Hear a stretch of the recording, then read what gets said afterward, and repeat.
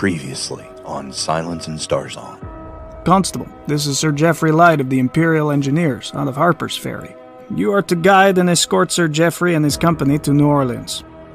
Sir Geoffrey is the Emperor's nephew? He is the Duke of Gettysburg's son. I also know where Lady Helen is. Who is she? Lord Geoffrey Light's dear sister. Where is she? The guards were closer to me now. I jumped deep into the water as they leveled their repeating rifles and fired a volley at the enemy patrol. A few targets dropped, and the others took off running toward the burning city. I was pulled out of the water and onto the deck. We came about and headed toward the entrance to the Pontchartrain. "I am glad to see you, Constable," Sir Geoffrey said, extending a hand. "Not as glad as I am to see you." Tonight, Silence and Starsong magazine sends you on a voyage of high strangeness. From the darkness under your bed to the thrones of unknown worlds, you're listening to SNS Radio.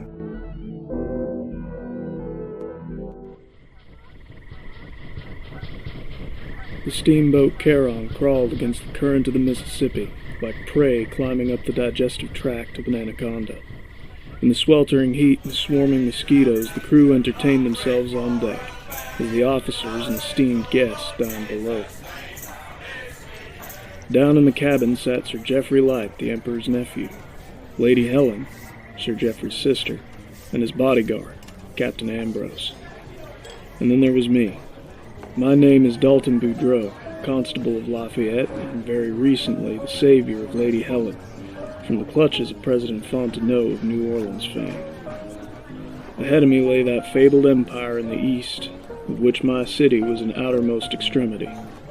Behind me lay a smoldering New Orleans, my old life as a constable in Lafayette, a very valuable AK-47, and the brief memory of a private knighting ceremony in which I was granted full pension, 50 acres on the bayou, and the title, Sir Dalton. Due to my whirlwind success, I was now to accompany the Imperials back east and give my respects to the Emperor. In an effort to digest this rather large turn of events, I sat in the corner while my superiors laughed and exchanged stories. Smoke drifted calmly into the air from pipes, cigars, and my cigarette. "Sir Dalton! Sir Dalton!" "Constable's fine. I haven't tried the new name on for size.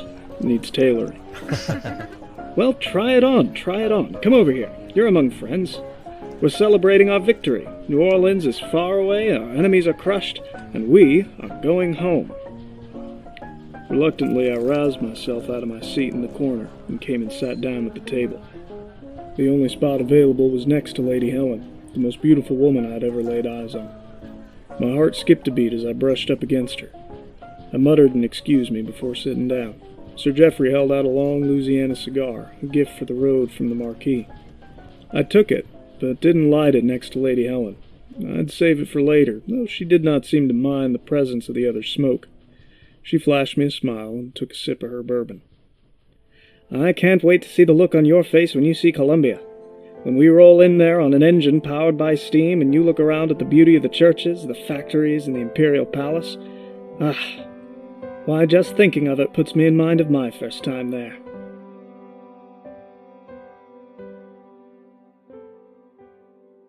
I'd been to the city as a boy, but I hardly remembered the splendor of the rebirth of our nation.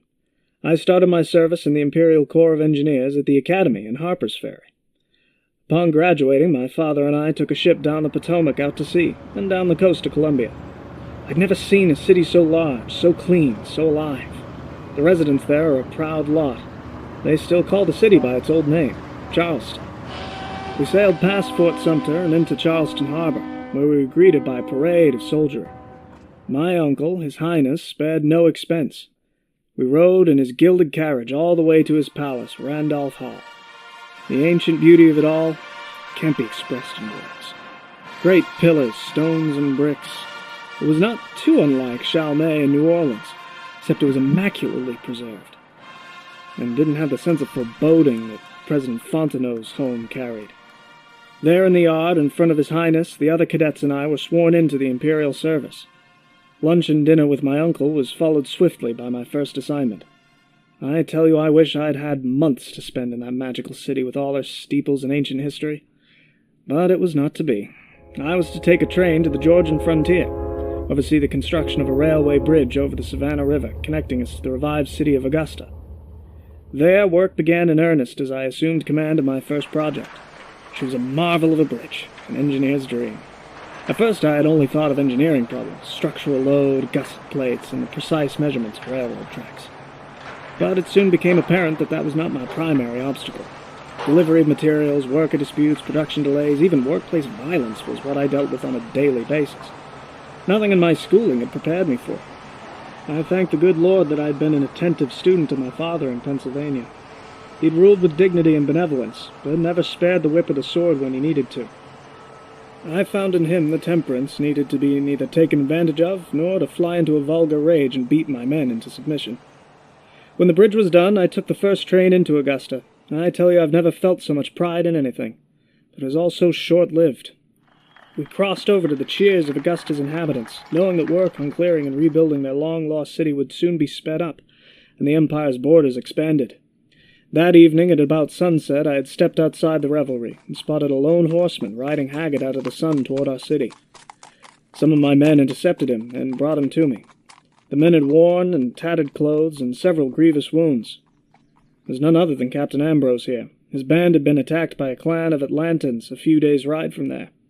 Many said he had abandoned his post and his men to be slaughtered, that he was a coward, that he ought to be killed. To be true, that was the typical law of the army, but I recognized him as one of my father's men from several years ago when I was just a boy. He was serving as a tithed levy under the Emperor on this latest assignment. He was far from home like myself. I sensed in my good captain and a lieutenant nothing craven. Indeed, I sensed a burning anger, a desire for revenge. He had wanted to stay, die with his men, but he had been ordered by his commanding officer to warn of impending attack. We did not have many soldiers with us. Most of them were civilian workers and men of the town. My advisors told me we must retreat across the bridge we had just built and scuttle it. I told them, as politely as possible, that they could collectively go to hell. We quickly dressed the men in whatever spare uniforms we could find. All the actual soldiers with rifles were positioned on the front line, and our foe soldiers stood behind them with rods of iron that from a distance looked like rifles. We were determined to make our stand at the new Augusta City Hall. 2 days after Ambrose reached us, a host of Atlantans arrived. They were Sri Lankan, one of the larger populations of that sprawl. Our show of force clearly disturbed them since they'd been hoping to pillage an unsuspecting city. I ordered the machinery and train whistles to make the most noise as possible in order to give us the appearance of an entire army behind us. When the trespassers did not disperse, I drew my saber and service pistol, firing off the first shot, killing one of their comrades. There was a brief exchange of gunfire before the Sri Lankans withdrew and Augusta was safe. That day 2 years ago marked the Great War between the Empire and Atlanta. A city so large and so hostile that not all the cannon in our arsenal can raise it quick enough. But raise it we will.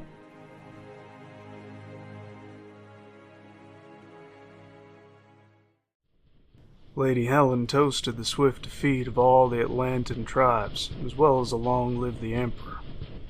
We raised our glasses to that, and she turned to Captain Ambrose and asked, Captain, now we must hear your story, the story of how you escaped. The stillness settled over the room as all our eyes locked to Ambrose, who for just a moment held the countenance of a trapped animal, and then it passed. I could not tell if Lady Helen had caught it, but I certainly had. As Sir Geoffrey mentioned, I was a tithe levy from his father to the Emperor. As such, I was assigned to the Georgian wilderness, several miles from Atlanta. Fort Athens was its name because it arose out of the ashes of that once beautiful city. The mission itself rested on the remains of a university, and a wall had been constructed for our protection. Within the walls were the missionaries and their families. This was a Protestant mission to the old suburbs of Atlanta. The Sri Lankans were in that area and had opened their rudimentary trade with us. Their Hindu beliefs were generally opposed to our efforts of Christianizing them. I'd been there for over a year before the first incident occurred. A Sri Lankan boy who'd converted told us of a plot of his countrymen to sacrifice the missionaries to one of their gods, and I can't remember which. Captain Stark had the boy's family moved into the mission, and we set out to save the hostages. We rode hard through most of the day, the young boy guiding us to the location much deeper into Atlanta than we had ever wanted to venture. We found the clan we were looking for around dusk. We hid our horses, dispatched the few enemy guards still on duty. We saw that we were too late. 2 of the missionaries had already been slaughtered. 2 were still alive, bound and blindfolded. They weren't struggling, but they were whispering their prayers calmly. I tell you, I've not seen even the best soldiers that calm under pressure. We were outnumbered 10-1 and outgunned 2-1. Captain Stark gave the order and we fired at each armed man and at the guards holding the missionaries. One squad let off a number of fireworks, distracting the crowd while the rest of us dashed in, knives and pistols out. We made good our escape, but the carnage was fierce and we knew they'd want blood in return. We'd recovered the bodies of the dead missionaries as well, and rode all through the night. We reached the mission by dawn and buried our dead on the grounds at first light. We had hoped that the enemy would either not know where the mission was, or would not want to test the might of our walls. I wish to God that we had evacuated. An army appeared, crawling through the rubble of old American buildings. The Sri Lankans made no requests or demands of us. They simply surrounded the mission, just out of reliable rifle range. The few cannons we had were not enough to deter them, and our ammunition was sparse. The supply convoy wasn't due for another month. The converted boy and his family told us that the others were most offended by our blasphemy, and would probably burn the whole mission to the ground as an offering. They were right. The horde attacked. Only a few had guns, but those kept us pinned while the ladders were raised against our walls. We repelled attack after attack, but eventually more appeared with cannon and began bombarding the city gates. Captain Stark repositioned our guns, filled with grape shot. We fired into the crowd and piled bodies high in the entrance. They fell back one last time as the sun set, but with the gates broken, there would be no stopping. We organized a makeshift barricade of stones and broken furniture. It was Captain Stark's hope that we could make a run for help and reinforcements. There were 3 of us who were the fastest riders. The captain launched a night raid against the enemy over the makeshift barricade, drawing the enemy out in confusion while the 3 of us escaped and had a secret exit in the rear. I was the only one of the 3 riders to survive. God gave me the grace to make it to Augusta, injured though I was, after several days on the trail. I guided a detachment of Appalachian Guards to relieve Fort Athens, but we arrived too late. The captain and several of his men were outside the gate, gutted, charred. The nighttime raid had taken him. There were hundreds of bodies of the Atlantans as well, like hyenas trying to overwhelm a lion. What was more curious was the blast damage we found within the mission. Much of the walls had crumbled. We discovered that when Captain Stark fell, the Sri Lankans must have gained entrance to the mission, and the remaining Imperial survivors, both soldiers and missionaries, had retreated to the armory for the last stand. There they ignited the fort's magazine, and so saved themselves from the clutches of the heathens' false gods. When word reached the Emperor and the Senate of the desecration of his subjects, it didn't take long to declare war. If I did not owe my life debt to Sir Geoffrey and my loyalty to his father, I would have sought death on the battlefield long ago. I still hear the calls of Fort Athens in my sleepless nights, and pray for swift victory and the reconquest of Georgia. Ambrose tapped his cigar over the ashtray, took a swig of bourbon. We were all haunted by the vision, and I suspect there were many horrors the captain wouldn't tell in mixed company. The story was horrible enough. I looked cautiously over at Lady Helen, who was indeed disturbed, though she tried to conceal it. Ambrose was turning red in the face as he realized his mistake. Perhaps he'd forgotten she was there. Perhaps he'd needed to unburden himself. I apologize, Helen. It was my fault for spurring on such violent conversation. I beg your pardon. No, it was my fault. Forgive me, Lady Helen. Gentlemen, it has made me aware of how fortunate I am to have such valiant protectors, myself and all the other women of the Empire.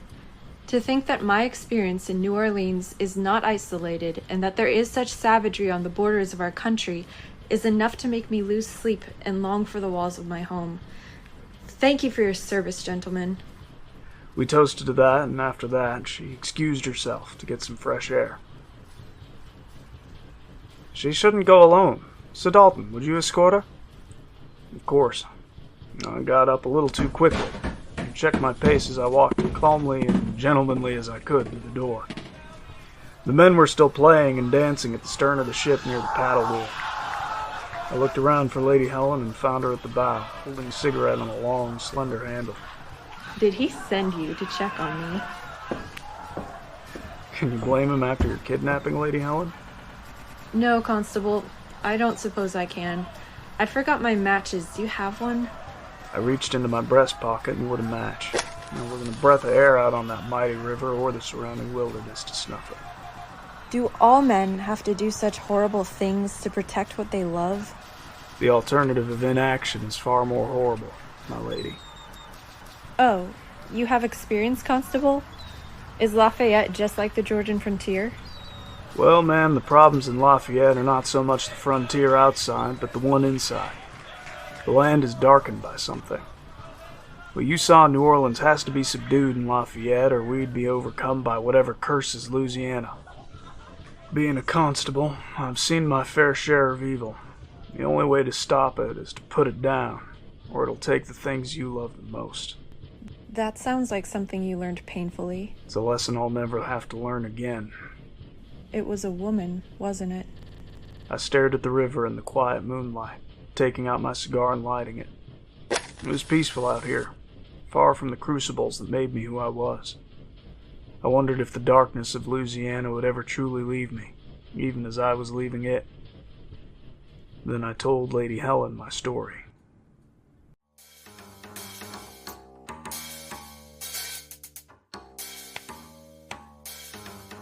About 8 years ago, I fancied myself a new man. New Orleans was far behind me. I was saved. I was free. I joined the constabulary with an eye on the pension and a piece of land to call home.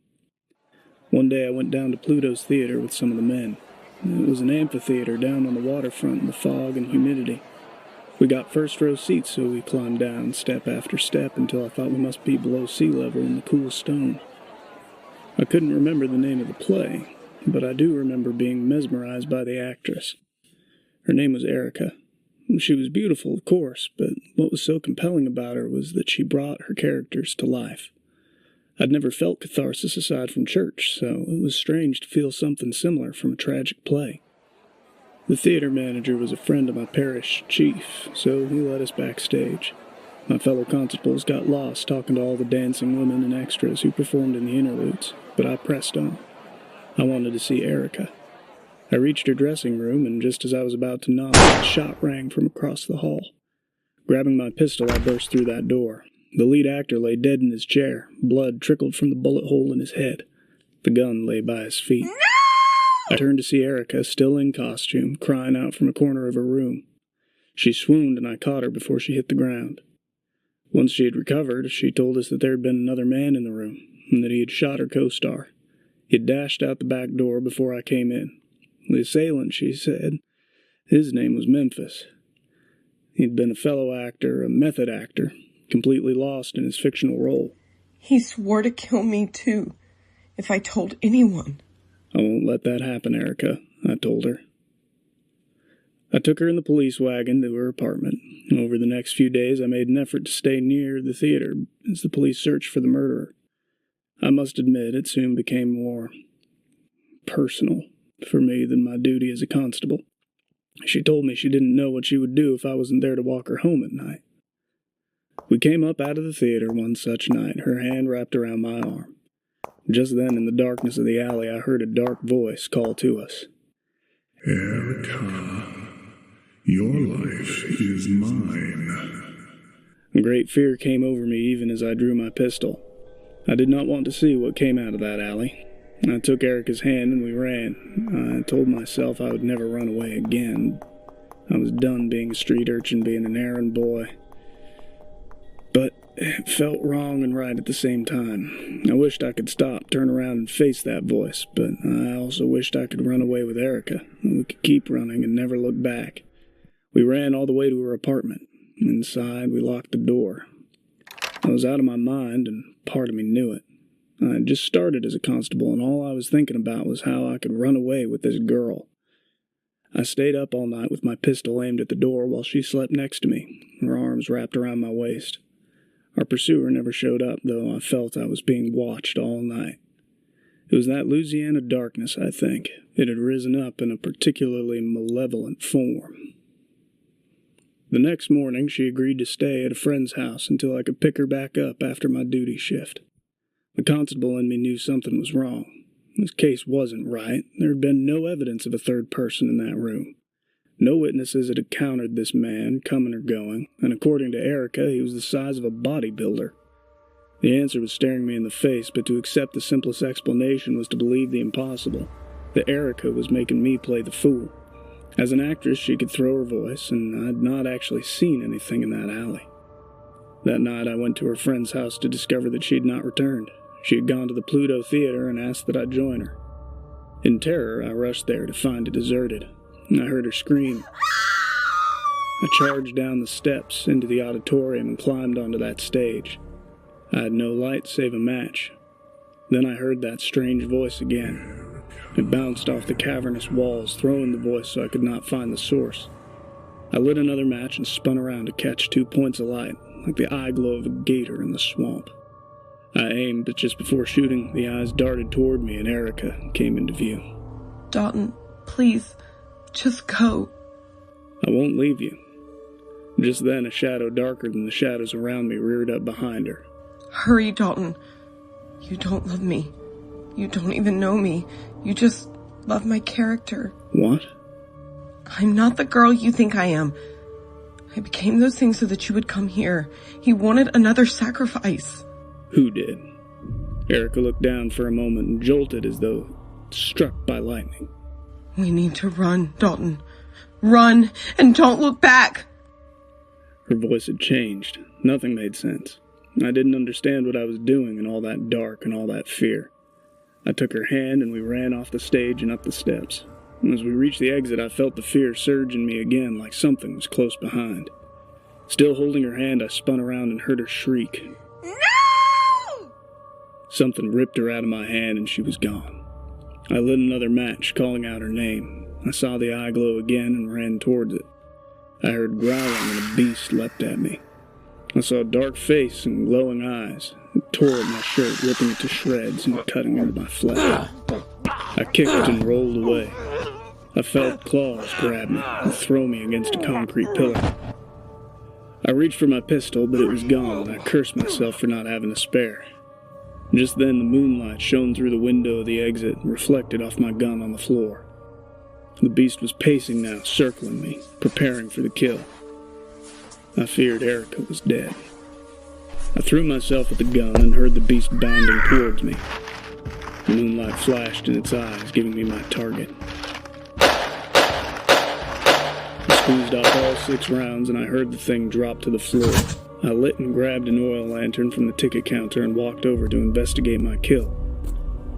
To my eternal dismay, there was no beast. Only Erica's crumpled body and a pool of blood.